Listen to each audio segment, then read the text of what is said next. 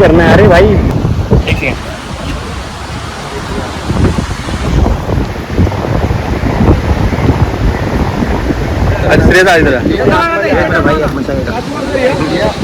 सध्या मॅम इकडे इकडे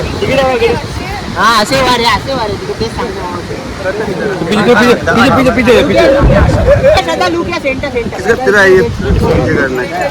अविनाश श्रद्धा श्रद्धा मॅम मॅम श्रद्धा लुक या सेंटर श्रद्धा मॅम इकडे